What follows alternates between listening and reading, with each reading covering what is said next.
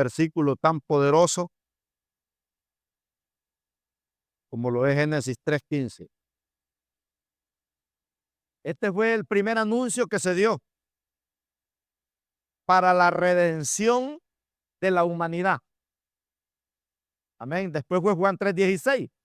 Porque de tal manera amó Dios al mundo que dio a su Hijo unigénito para que todo aquel que en él cree no se pierda, mas tenga vida eterna. Pero hace ya casi 5,000 años, este fue el primer anuncio que se dio. Que ahí había esperanza para la humanidad que había pecado. Usted sabe que Génesis capítulo 1 y Génesis capítulo 2, todo era perfecto, ¿verdad? Porque el pecado todavía no salía a la luz. Por eso si usted lee Génesis 1:1 y lee el capítulo 2, todo era perfecto. Pero ya en el capítulo 3, el metido de Satanás vino y fue el que llevó a la primer pareja a pecar. Y el hombre pecó y la maldición vino, ¿verdad? Pero ya Dios tenía un cordero preparado para la redención de la humanidad. Y cuando Dios está dando la sentencia del pecado, porque el pecado nos hace miserables, hermano. Una persona puede tener dinero, una persona puede tener riquezas, una persona puede tener todo. Pero si el pecado todavía es esclavo del pecado, sigue miserable, ¿verdad? Entonces aquí en Génesis 3:15 se anunció. Dios le dijo a la mujer, con dolor vas a parir a tus hijos, ¿verdad? Al hombre le dijo, con el sudor de tu frente te vas a ganar el pan de cada día. Pero a Satanás le dijo, maldita serás todos los días de tu vida y polvo comerás todos los días de tu vida. Pero ahí anuncia el Señor, dice, y pondré, le dice a Satanás, enemistad entre ti y la mujer, y entre tu simiente y la simiente suya. Esta te herirá en la cabeza, le dice la serpiente, la culebra, ¿verdad? Pero tú, no, ahí déjelo. Dice, esta te herirá en la cabeza y tú le herirás en el calcañal. Sea, hermanos, que de la simiente de la mujer iba a nacer el que le iba a derrotar a Satanás de una vez y para siempre. Está hablando de la victoria de la cruz. Amén. ¿Y qué celebramos en este mes? Si usted todavía trae a Cristo clavado en una cruz, ese no es el Cristo que yo alabo y adoro. Mi Cristo no se quedó en la cruz. Amén. Por eso tenemos la cruz vacía. Porque en este mes nosotros celebramos la victoria de Jesucristo en la cruz del Calvario. ¿Están acá o se fueron? Están, ¿verdad? Nosotros celebramos que la cruz está vacía. Y por eso la palabra de Dios dice que la cruz para nosotros es símbolo de victoria, ¿verdad? Porque ya no, Cristo no se quedó clavado en la cruz. Entonces celebramos la victoria, celebremos la victoria de Jesús en la cruz. Entonces, mire, hermano, muchos tienen el evento de la crucifixión como la derrota más grande que pudo haber habido. Pero cuando nosotros entendemos la Biblia y conocemos a Cristo, en esta semana lo que nosotros celebramos es, en este mes lo que nosotros celebramos es un escenario de gloria. ¿Qué es lo que usted mira en la cruz cuando Jesús muere? ¿Mira una derrota o una victoria? Una victoria. Primeramente, a Dios nadie le puede quitar la vida porque Él es el dueño de la vida. Él mismo dijo, tengo poder para poner mi vida y tengo poder para volverla a tomar. Entonces nosotros, en la cruz del Calvario, lo que miramos es un escenario de gloria. Dicen que de las 3 de la hubo un eclipse, supuestamente hubo un eclipse, supuestamente, pero no es cierto, ¿verdad? Porque el cielo se llenó de tinieblas por 3 horas, dice la historia. pero no era un eclipse. Es que el diablo estaba con toda la jerarquía demoníaca, supuestamente mirando la derrota de Jesús. Lo que ellos no sabían, ¿verdad?, era la victoria de Jesús. Porque ese Jesús, hermano, que estaba muriendo en ese momento, ¿verdad?, en 3 días iba a resucitar con poder y gran gloria. Y era la esperanza para el mundo entero. Por eso encontramos en 1 Corintios 6:20, nos anuncia. Y mire cómo fuimos salvos nosotros. Por eso la salvación no se puede comprar ni con oro ni con plata, porque vale más que eso. Y dice Pablo, porque habéis sido comprados, dice, por precio.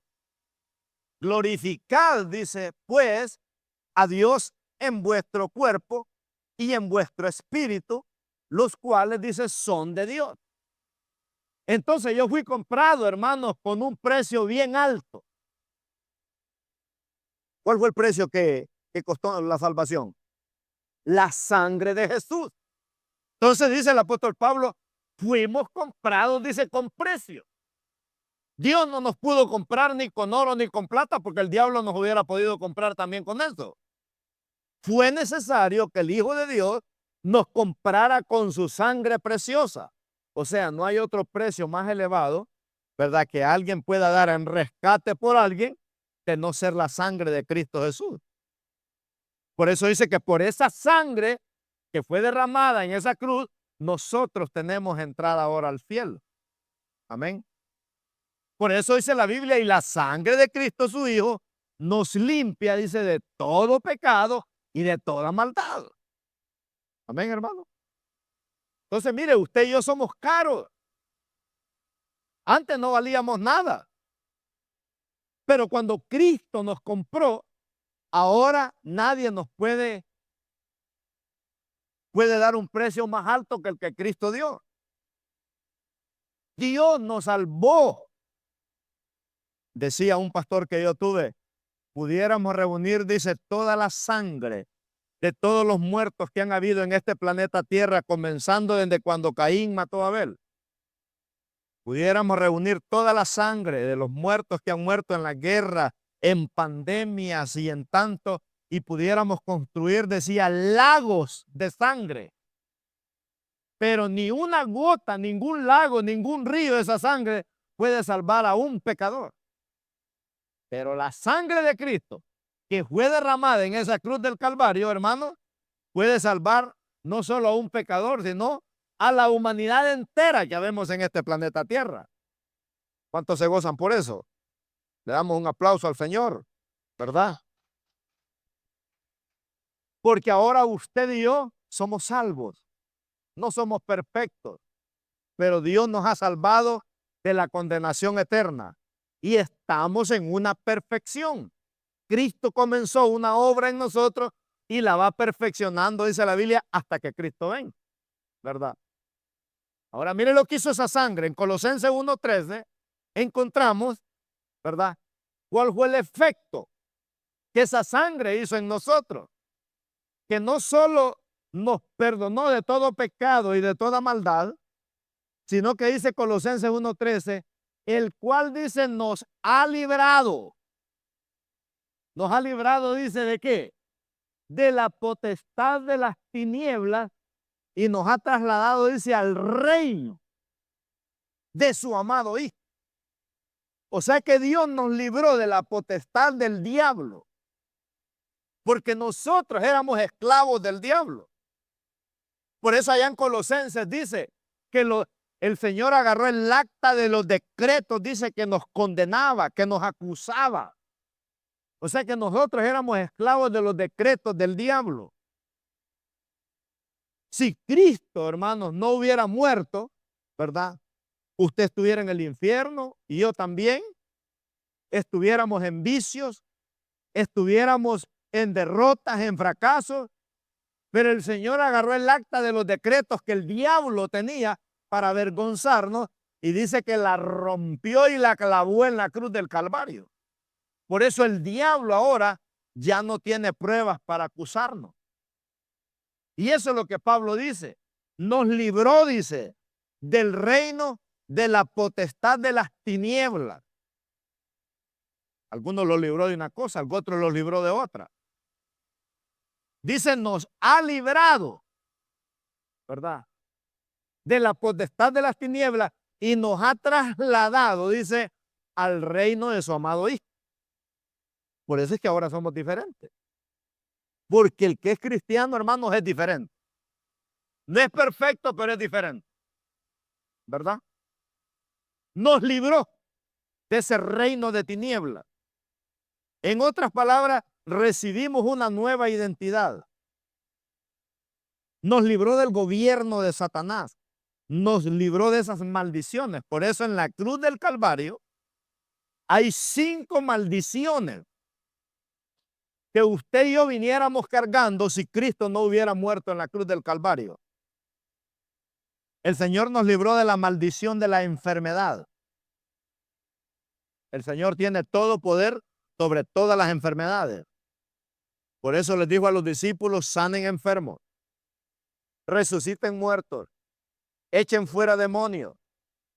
Nos libró de la enfermedad. Nos libró de las maldiciones que veníamos arrastrando. Yo tendría que ser borracho o asesino si Cristo no se me hubiera atravesado en mi camino. Pero cuando yo me entregué a Cristo, yo le dije a mi pastor que orara por mí porque yo no quería venir arrastrando maldiciones del pasado. Que mis seres del pasado me dejaron de herencia. Por eso es que cuando usted va a un doctor y se hace un examen físico, le preguntan, ¿en su familia hay gente que ha muerto de cáncer? ¿Hay diabéticos? ¿Verdad? ¿Hay alcohólicos? ¿Hay fumadores? Porque ellos quieren detectar si usted viene arrastrando una maldición. Y a veces ignoramos nosotros todo eso, hermano. A veces nosotros, ¿verdad? Me acuerdo que yo trabajé con un muchacho y delgado el muchacho y todo. Y lo miré tomándose una pastilla a mediodía en punto. Y le dije, ¿está enfermo, hermano? Oh, no, me dijo que yo padezco de presión alta, me dijo, mis abuelos, mis padres, mis tíos, mis hermanos, todos padecemos de presión alta. Es normal, me. No, le digo, eso no es normal, esa es una maldición que usted viene arrastrando. Cuando usted se entrega a Cristo, le digo, Dios lo va a hacer libre de esa maldición. ¿Verdad? Entonces Dios nos libró de la muerte, nos libró de la enfermedad, nos libró de las maldiciones, nos libró del pecado, nos libró de las potestades de las tinieblas.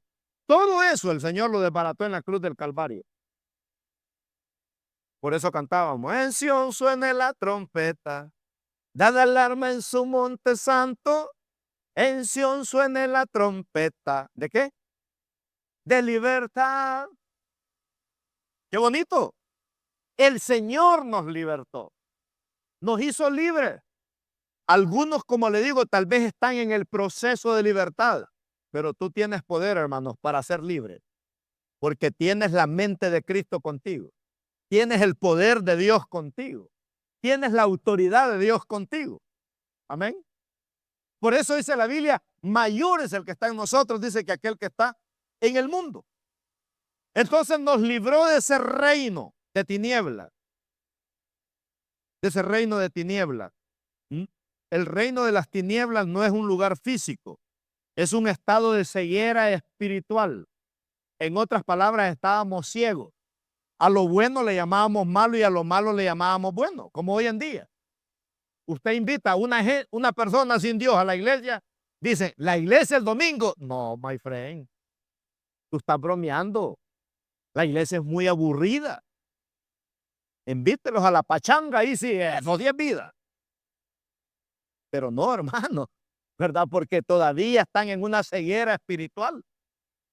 Te váyase para la playa ahorita, está llena. Vaya para los parques, están llenos. Vaya para las iglesias. No, aquí tenemos una mega iglesia ahorita. Hay un muchacho que siempre nos ven de Miami. Y cuando termina el culto aquí, allá son las 11 de la noche casi, me dijo, pastor, yo no me pierdo ni un culto de los de ustedes. Y ahora a las 4:30 me dijo, estoy esperando que comiencen ya. Ya estaba listo. Imagínense, hermano, tremendo. Él se deleita en escucharnos en la palabra y Dios bendiga las redes sociales, ¿verdad? Que siempre se transmiten y de alguna manera creativa. Pero hay una ceguera espiritual. Reino de tinieblas quiere decir había una ceguera espiritual en la gente. Había un engaño, había una esclavitud del pecado. La gente no sabe, hermanos, que es esclava del pecado. De cualquier tipo de pecado. Ellos no saben. Ellos lo ven algo normal. Entonces, vamos a aprender en esta tarde 3 maneras de cómo poder celebrar nosotros la verdadera libertad que Dios nos ha dado. Amén. Yo creo que no hay regalo más grande que un cristiano pueda celebrar que ahora es libre, ¿verdad? Que lo que te ataba antes, ahora para ti eso ya no funciona. Porque de alguna manera el Señor nos abrió los ojos y ahora podemos celebrar la verdadera libertad en Cristo. Amén. Que de aquí pues nos vamos a comer un taco, una tacita de café, algo, y nos vamos felices para la casa. Porque hay una paz adentro de nosotros, hermanos, que las cosas materiales no te pueden dar. Entonces, aquí encontramos que número 1, tenemos victoria en la guerra espiritual. El diablo es real. Los demonios son reales. Las tinieblas son reales. Pero nosotros tenemos autoridad sobre esas cosas. Tenemos autoridad sobre la guerra espiritual. El diablo ya no nos puede esclavizar. Por eso dice la Biblia, y recibiréis poder cuando haya venido sobre vosotros el Espíritu Santo. Entonces, Dios nos ha dado, hermanos, autoridad. Tenemos victoria sobre la guerra espiritual. El poder de Dios se manifiesta sobre sus hijos para transformarnos, para liberarnos del error, de las mentiras, del engaño. Por eso Jesús dijo en Mateo 24, del 4 al 6, dijo una gran verdad, ¿verdad? Que nosotros ahora la podemos entender. Pero Mateo 24, del 4 al 6, mire lo que dijo el Señor Jesús en este pasaje. Mateo 24, del 4 al 6. Respondiendo Jesús les dijo, mirad, dice, que nadie os engañe. Asegúrese, hermano, que nadie lo engañe, porque hay muchos engañadores en este mundo. Mirad, dijo Jesús, que nadie os engañe, porque vendrán muchos en mi nombre diciendo, yo soy el Cristo, y a muchos desengañarán. A muchos engañarán. Y oiréis de guerra y rumores de guerra. Mirad que no os turbéis, porque es necesario que todo esto acontezca, pero aún no es el fin. Pero ya es el principio de dolores, ¿verdad? Parece que este versículo se escribió ayer o esta mañana. Hay que abrir bien los ojos, hermano, porque hay muchos engañadores. Por eso usted tiene que conocer su Biblia. Por eso usted tiene que aprender a discernir la palabra de Dios. Que si algún día yo estoy predicando algo fuera de orden, usted tiene todo el derecho de venir a mí y decir, pastor, usted dijo algo que no es bíblico. Hay que conocer las escrituras, hermano. Porque hay muchos engañadores en el mundo. Y Dios nos ha dado el poder de la victoria en la guerra espiritual. No deje que nadie lo engañe, porque el diablo se le llama mentiroso y padre de mentira, ¿verdad? Mentiroso y padre de mentira. El diablo está lleno de engaños. Pero cuando Dios nos ha dado esa autoridad a nosotros, nosotros podemos vivir en esa convicción de que ahora somos libres en el Señor. En el Salmo 23:4, mire lo que dijo David. El rey David fue un hombre que entendió la autoridad que Dios le había dado. Y dice en el Salmo 23:4, aunque ande, dice, en valle de sombra y de muerte, no temeré mal alguno, porque tú estarás conmigo. Vivimos en un mundo lleno de maldad. Vivimos en un mundo lleno de engaños. Y el salmista dice, aunque ande en valle de sombra y de muerte, no temeré mal alguno, porque tú estarás, dice, conmigo. ¿De cuántas cosas Dios nos ha librado, hermano? De cuántas mentiras, de cuántos engaños, de cuántos ataques satánicos Dios nos ha librado. Que el Salmo 91, usted puede decir, se ha cumplido en mi vida. Porque Dios promete que el que habita bajo el abrigo del Altísimo, dice, morará bajo la sombra, dice el Omnipotente. Él te libra del lazo del cazador, de la peste destructora, de la saeta que vuela de día y de noche, de todo temor nocturno. Dice que a los ángeles manda para que te guardes, dice, en todos tus caminos. Quiere decir que cuando yo camino en la perfecta voluntad de Dios, Dios te guarda, Dios te cuida, Dios te protege. ¿Me gustó lo que dijo un hermano? Miren, hermano, dijo, cuando yo camino en la perfecta voluntad de Dios y yo voy en un avión, por mí ese avión no se va a caer. Porque estoy, dijo, en la perfecta voluntad de Dios. ¿Y cuántos aviones tal vez no se han caído, hermanos, porque ahí van hijos de Dios? ¿Cuántas desgracias tal vez no han sucedido porque ahí hay hijos de Dios? Usted ha visto esos terremotos cuando cae la casa encima. Ahí donde había una Biblia, ahí se salvó alguien, porque ahí había la palabra de Dios. Entonces David aprendió a vivir con la autoridad de Dios. Cuando usted vive con la autoridad de Dios, usted no teme, hermano, porque usted sabe que tiene una autoridad de parte de Dios para reprender.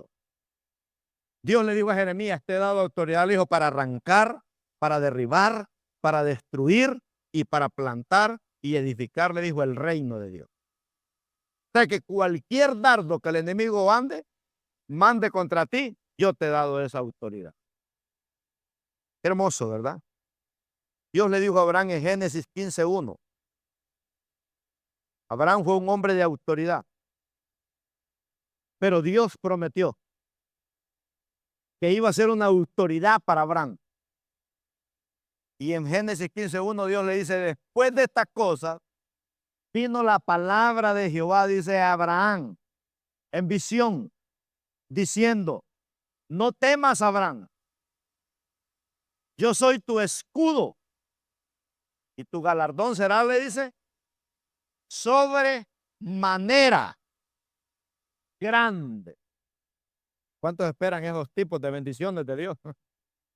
Dios le dijo a Abraham, mi palabra será tu escudo, mi autoridad será tu escudo y tu galardón, le dijo, será sobremanera grande, grande, grande. O sea que Dios promete, hermano, que nos va a recompensar con cosas que humanamente nunca se van a poder lograr. Yo tengo la bendición de ser un hombre de paz, que es la riqueza más grande que tengo. En mi casa me siguen los hijos, me siguen los nietos, me sigue la mujer, me sigue la suegra, me siguen todos. Porque soy un hombre de paz. Cuando viene el desánimo no funciona conmigo. Me desanimo todas las semanas, sí, pero un ratito nada más. A veces la ansiedad me quiere atacar, le digo, no, te equivocaste. Yo tengo un Dios más poderoso que tú. Así que en el nombre de Jesús, vete. Y yo reprendo todos esos espíritus que se levantan, hermano. Porque miren, nosotros peleamos con legiones de demonios toda la semana. Lo que pasa es que usted no los nota. ¿Verdad? Pero a veces los demonios son literales, que usted los puede hasta ver. Imagínese. Y Dios le dijo a Abraham, le promete una vida exitosa. Dios le dijo a Abraham, serás un hombre intocable por el diablo, no te podrá tocar. Yo voy a ser tu escudo, le dijo. ¿Y cuántas veces Dios ha sido escudo para nosotros? Todos los días, hermano. ¿Verdad? Todos los días. Salimos de la casa, nos encomendamos en las manos de Dios.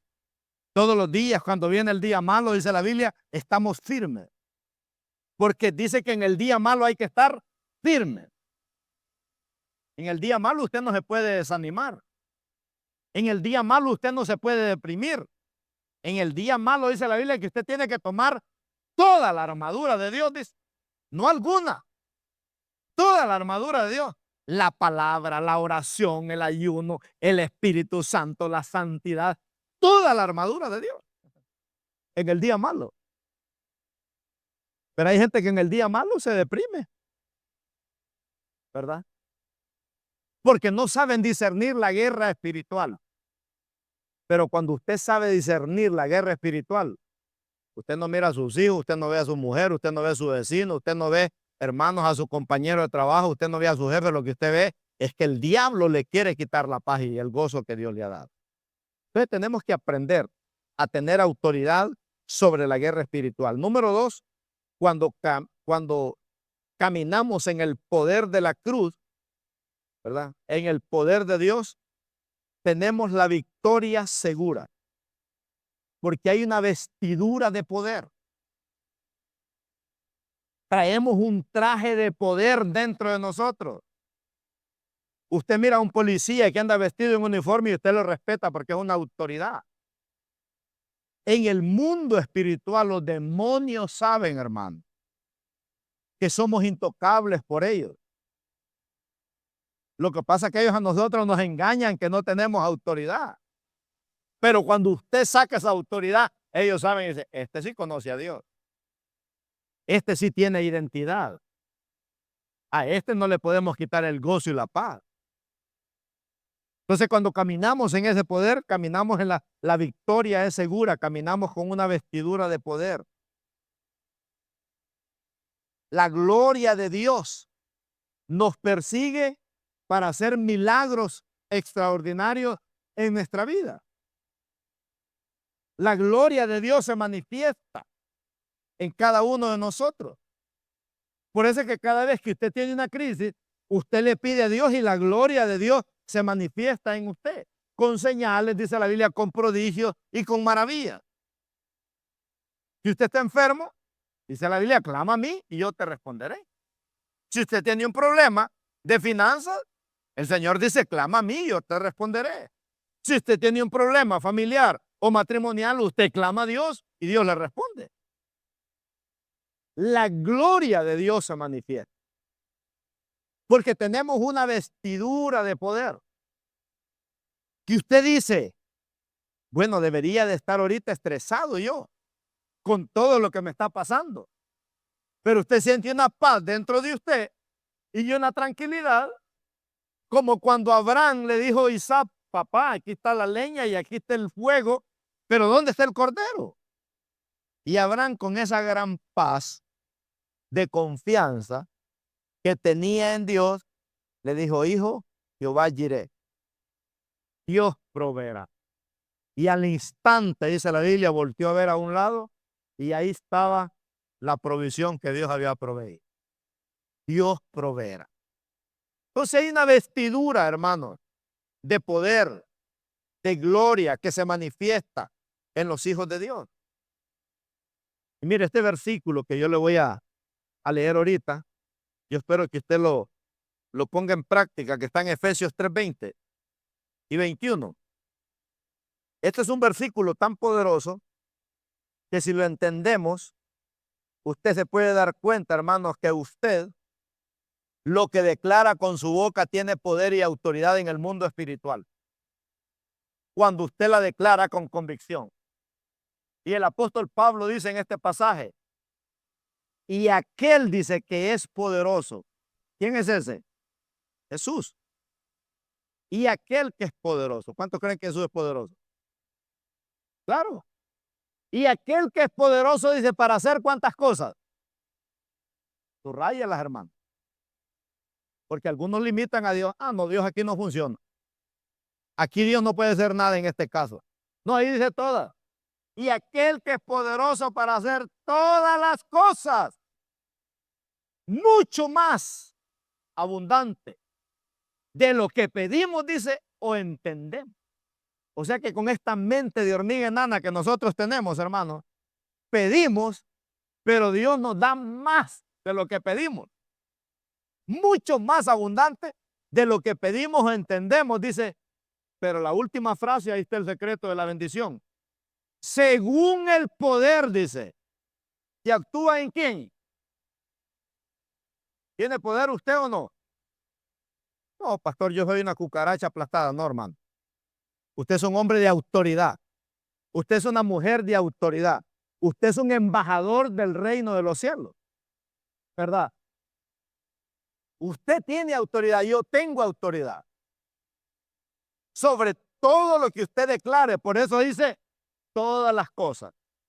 Tenemos autoridad sobre todas las cosas. Dice, según el poder, dice, que actúa en nosotros. Entonces, de alguna manera, tenemos que caminar en ese poder. Que es un poder que no se ve, hermanos, pero sí se manifiesta. Cuando usted declara la palabra. Como dijo el profeta Habacuc, Dios le dijo, declara la palabra y corre con ella. Por eso celebramos la victoria de la cruz. De Jesús en la cruz. ¿Por qué? Porque hubo ahí una autoridad. Hubo ahí una manifestación donde los demonios fueron destruidos. La maldición fue destruida. Jesús le quitó las llaves de la muerte al diablo, ¿verdad? Y del infierno. Y dice, según el poder que actúa en nosotros. Ahora mira el verso 21. Pablo era un hombre que sabía que tenía poder. Por eso cuando aquella muchacha endemoniada salió diciendo, miren, dijo, estos hombres son hijos del Dios Altísimo. A Pablo no le gustó que los demonios le dieran fama a Dios. Y le dijo, inmediatamente la reprendió el espíritu que había en ella y los echó fuera. ¿Verdad? Porque eso solo le pertenece a los hijos de Dios, de poner en alto el nombre de Dios. Y dice ahí, según el poder que actúa en nosotros, a Él dice, sea gloria. Sea gloria. Esa palabra gloria me resuena. A Él sea gloria, dice, ¿a dónde? En la iglesia. Ahora, la palabra gloria quiere decir manifestaciones de poder. De todo el poder de Dios. De todo lo que Dios puede hacer. De todo lo que Dios puede darte. Dice, a Él sea gloria, dice, en la iglesia. En Cristo Jesús, dice, por todas las edades. Por los siglos de los siglos. Amén. Porque Jesucristo es el mismo de ayer, de hoy y por siempre. Pero hay iglesias que dicen que ya los milagros ya no existen. Que eso solo fue en el tiempo de los apóstoles, nada más. Dios no es Dios solo de palabra, hermano. Dios nos dejó una palabra viva, ¿verdad? Dios nos dejó una palabra de poder. Y Pablo lo explica, a Él sea gloria en la iglesia, en Cristo Jesús, por todas las edades. O sea que la iglesia tiene que caminar en ese poder, en esa dimensión, para que el mundo sepa que Dios es real. En otras palabras, la iglesia trasciende tiempo, trasciende generaciones. La iglesia no pasa de moda. Los jugadores pasan de moda. Los actores pasan de moda. Los cantantes pasan de moda. Pero los cristianos no pasamos de moda. La iglesia no pasa de moda, hermano. Amén. Yo tengo 22 años de ser famoso porque hace 22 años, bueno, más. Hace 22 años empecé a pastorear. Pero hace 32 años le entregué mi vida a Cristo. Y ahí Dios, desde ese día en adelante, me hizo nueva criatura. Y ahora soy un pueblo escogido. Soy parte del linaje de Dios, de la realeza de Dios. Mire qué poderoso. Entonces, vemos que el poder de Dios, dice Pablo, actúa a través de la iglesia, dice. ¿Y a dónde dice eso, pastor? Bueno, lo vemos en Efesios 1:19. En Efesios 1:19 miramos ese poder sobrenatural. Mire cómo se mueve. Hasta el 21. Dice Pablo, y cuál la supereminente grandeza de su poder para con nosotros, los que creemos, según la operación del poder de su fuerza, está hablando de ese poder, dice el 20, la cual operó primeramente, dice, en Cristo, resucitándole, dice, de los muertos y sentándole a su diestra en los lugares celestiales. Pero mira el 21, y sobre todo principado, autoridad y poder y señorío, y sobre todo nombre que se nombra no solo en este siglo, sino también en el venidero, dice el 22, ahí está la clave, y sometió, dice, todas las cosas bajo sus pies y lo dio por cabeza sobre todas las cosas. ¿A quién? A la iglesia. Entonces le pregunto yo, ¿la iglesia tiene autoridad o no según este versículo? Pablo lo aclara bien claro. Sobre todo principado, poder y autoridad que pueda haber en este siglo, dice, no es comparado al poder que Dios le ha dado a la iglesia. Porque el gran anuncio que nosotros tenemos que darle al mundo es que Jesucristo está vivo. No solo del diente al labio. Si alguien le dice a usted, muéstrame que Dios es real en tu vida, ¿cómo le vas a mostrar? Pues mira, brother, yo era esto, y eres otro, y eres otro, y eres otro. ¿Verdad? Y Cristo me cambió. Mi mamá y mi papá, más rebelde me les puse. La universidad más bruto me hizo. La educación no funcionó. El dinero peor. Pero Cristo me cambió. Y ese es el anuncio más grande. Por eso, hermano, en Colosenses 3:1, el apóstol Pablo nos aconseja. Y mire cómo nos lleva, ¿verdad? Dice, si pues habéis resucitado, dice, con Cristo, ¿qué hay que hacer? Buscad. ¿Cuáles cosas? Las cosas de arriba, donde está Cristo sentado. O sea, si Dios ha hecho un cambio en tu vida, ahora no ponga las miradas en las cosas terrenales nada más. Ponen las cosas de arriba. Porque hay un canto que dice que lo bueno viene de arriba. Tu milagro viene de arriba. Tu bendición viene de arriba. Tu victoria viene de arriba. Tu éxito viene de arriba. Todo viene de arriba. La Biblia dice toda dádiva y don perfecto viene de ¿dónde? De arriba. Cuando usted ora, Dios le manda la bendición. El rey David nos enseña una historia bien bonita en 2 de Samuel 22. Vamos a leer 2 de Samuel 22, del 29 al 36. Mire qué historia más bonita esta. 2 de Samuel 22, del 29 al 36. Dice la palabra de Dios. Dice David, tú eres mi lámpara, oh Jehová, mi Dios, alumbra mis tinieblas. Contigo, dice, desbarataré ejércitos y con mi Dios asaltaré muros. Y en cuanto a Dios, perfecto es su camino y acrisolada la palabra de Jehová.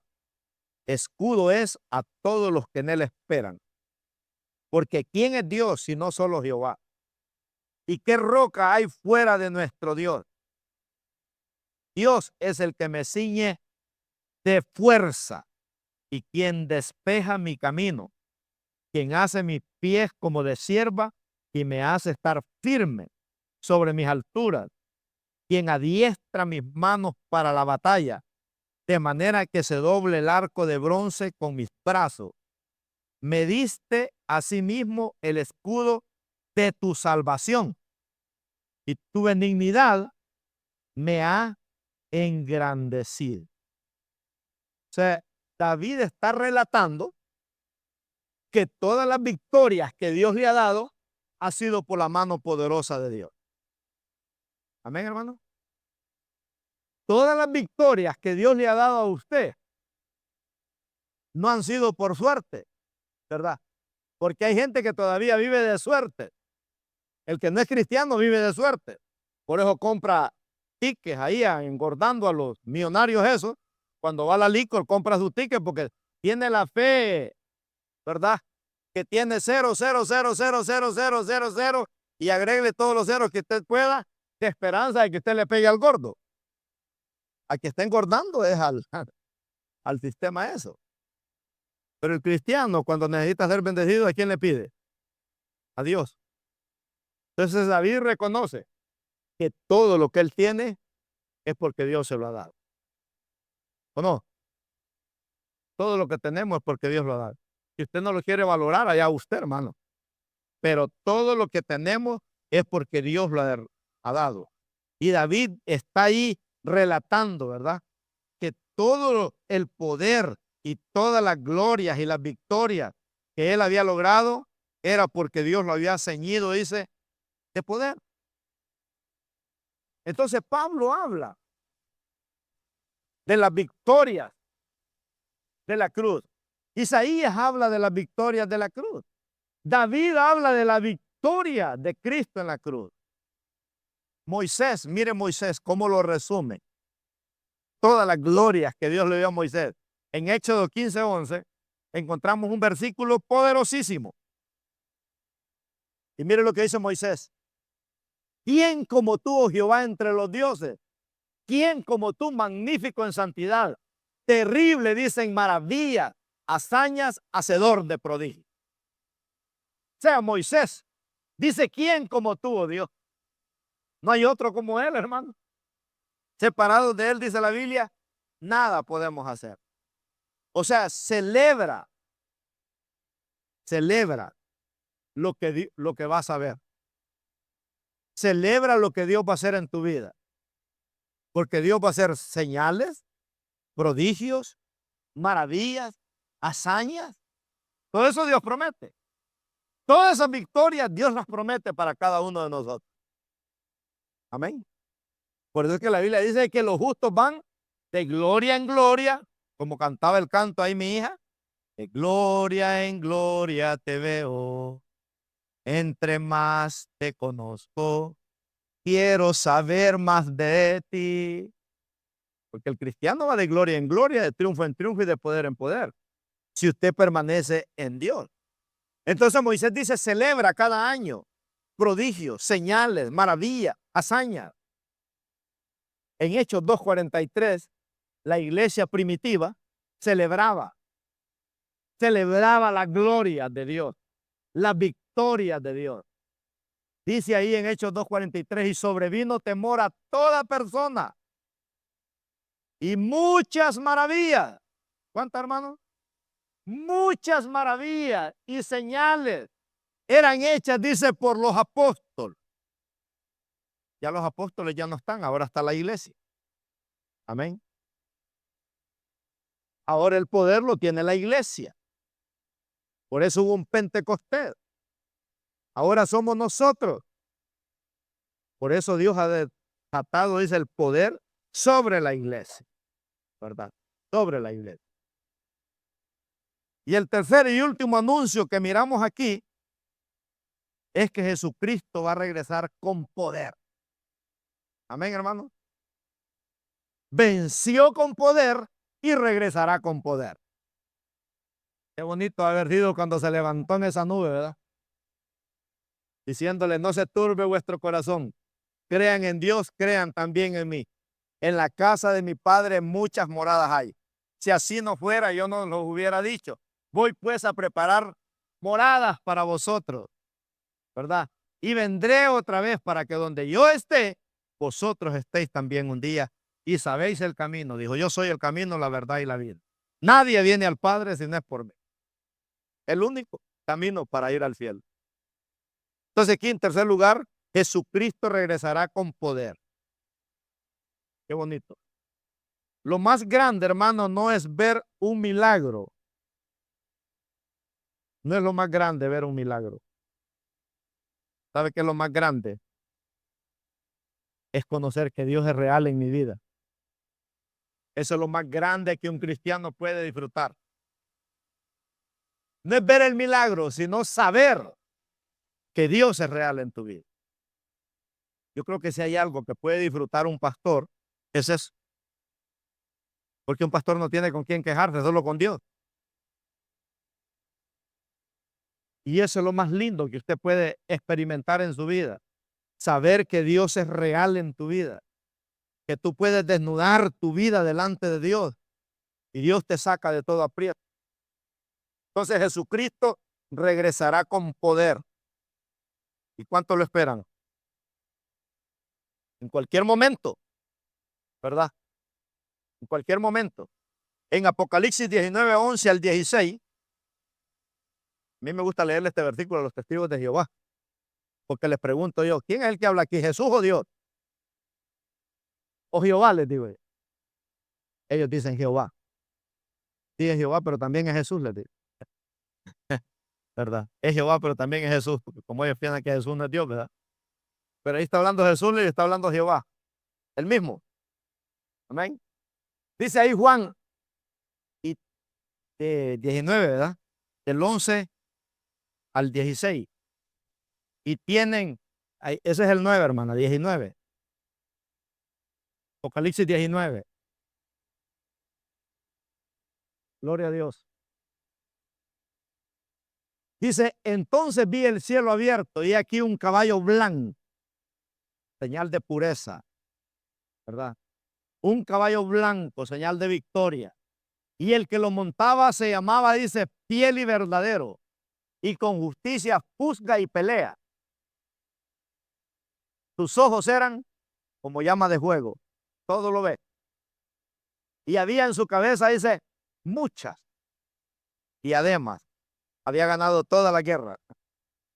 Y había en su cabeza muchas diademas. Y tenía un nombre escrito que ninguno conocía, sino él mismo. Claro, porque él sabe quién es. Estaba vestido, dice, una ropa teñida en sangre.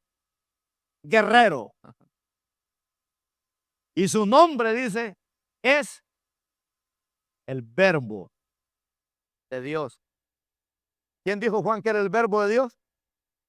Jesús dijo. Su nombre es el Verbo de Dios. Y los ejércitos celestiales vestidos de lino finísimo, blanco y limpio, le seguían en caballos blancos. Esa lectura es cuando Cristo venga a establecer, cuando venga en el último año de la gran tribulación, Jesucristo viene con su iglesia a pasar la luna de miel aquí a la tierra por 1000 años. Ahí venimos nosotros, dice, los ejércitos celestiales vestidos de lino finísimo, blanco, limpio, le seguían en caballos blancos. Mira el 15. De su boca sale una espada aguda, es la palabra de Dios, para herir con ella a las naciones, y él la regirá, dice, con vara de hierro.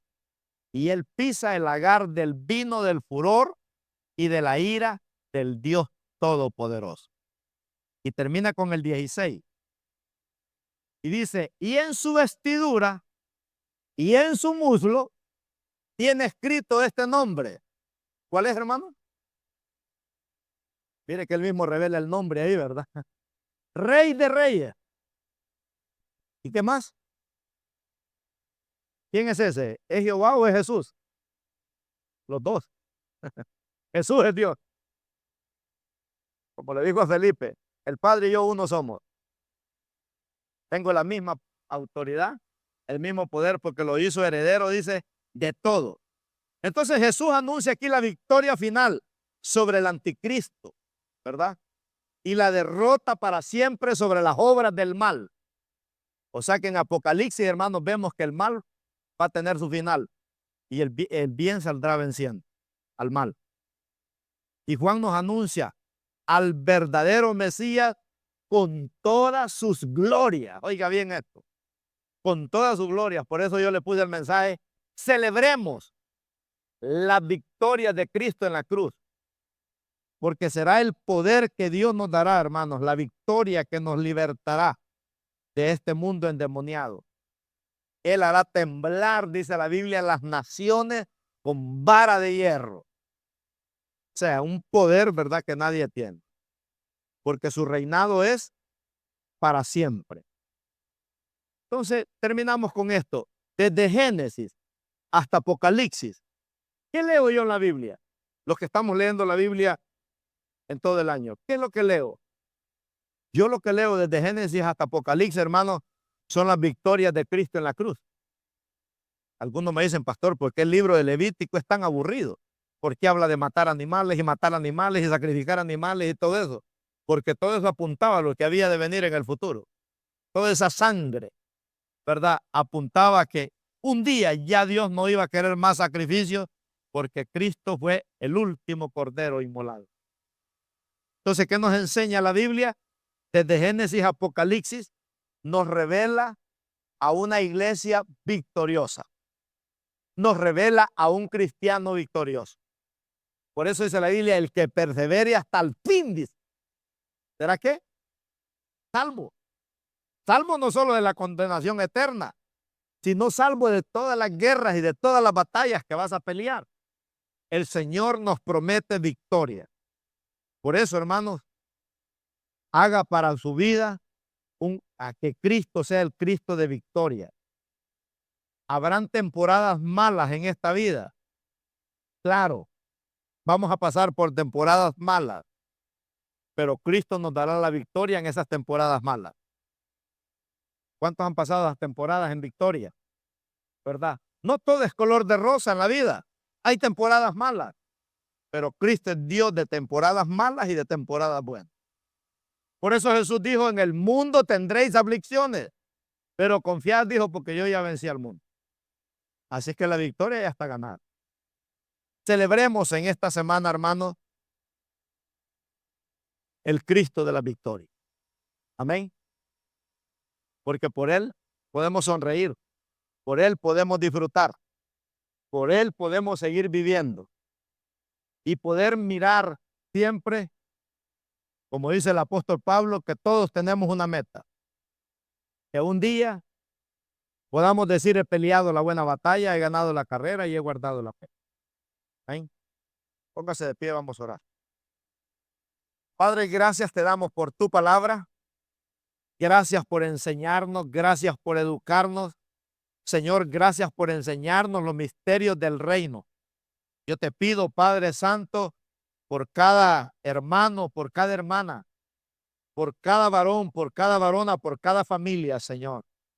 Que podamos, Padre mío, conocerte a ti, más que a los milagros que tú nos das, más que las bendiciones que tú nos das. Señor, que podamos ver tu poder, que podamos ver tu gloria, que podamos ver tus maravillas, que podamos ver, Señor amado, tu poder obrando, que cada día nos bendices con tremendas cosas, dice tu palabra, nos responderás cada día.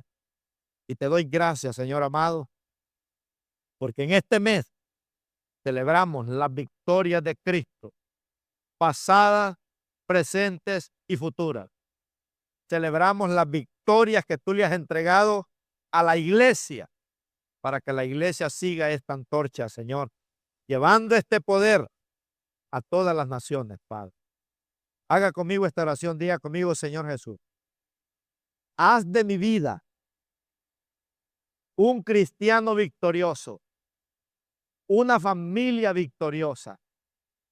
Señor, que yo pueda pelear todas las batallas que voy a enfrentar en mi vida, las pueda ganar con la mente de Cristo. Hazme libre de todo aquello con que lucho, porque la victoria tú ya me la prometiste. Gracias por limpiarme de todo pecado.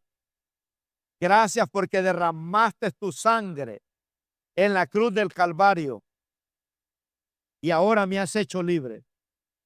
Ahora puedo decir, un donador de sangre salvó mi vida. Gracias por la salvación que tú me has regalado, Señor, y que ahora yo pueda cuidar esa salvación cada día de mi vida, y que ahora yo pueda conocerte a ti, Señor, de una manera sobrenatural. En el nombre precioso de Cristo Jesús. Amén. Aleluya. Gloria a Dios. Regálele un aplauso.